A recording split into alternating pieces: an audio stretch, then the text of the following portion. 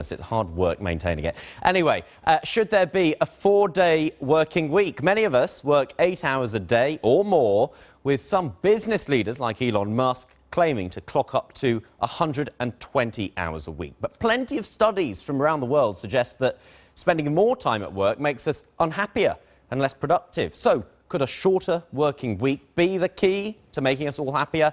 Let's find out from Jan-Emmanuel De Neve, who is Professor of Economics and Strategy at the Side Business School at University of Oxford. So, 4-day working week raises employee well-being. That's obvious, isn't it? It does, and it is obvious, but it's important because it helps companies on a number of fronts. And so the first front where it will help them is that it will help attract talent.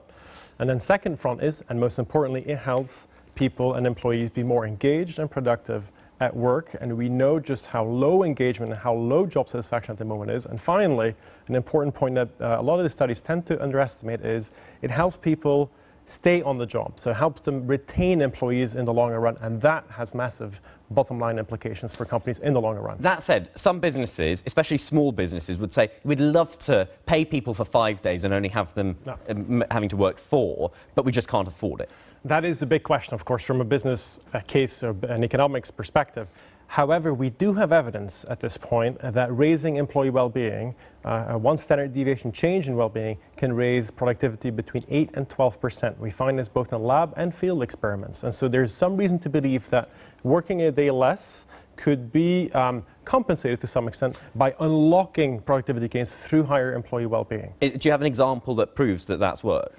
Yes, in fact, the New Zealand case study that brought attention to this 4-day work week globally in the last few months is a good example of this, because what they found is it's a company of about 250 employees. They reduced the working week at the same pay from 5 to 4 days, and they found that the overall performance of the company was equally good. So the volume, the customer satisfaction, and the productivity overall of the company stayed the same, notwithstanding working a day less. Of course, some employees, some staff might be slightly worried and think, hang on, if I agree to not work Fridays or Mondays or whatever, and they manage fine without me, they might decide they can manage fine without me the other 4 days as well. That's a good point, Ben. However, I do think human beings will stay and remain relevant for a time being, even if machines and AI are around the corner. But you know who'd be most surprised of us even having this discussion at this point in time is good old John Maynard Keynes, the famous economist who wrote in 1930 that in 100 years from now he expected us only to work 15 hours a week. So that's 2 days rather than 4 days. So he got it quite wrong on that front.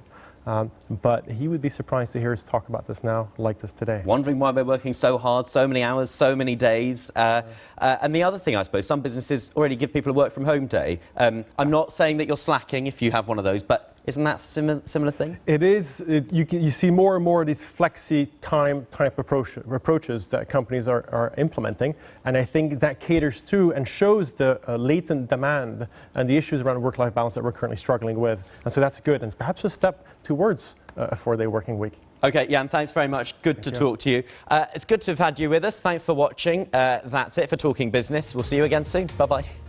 It's great. Thanks.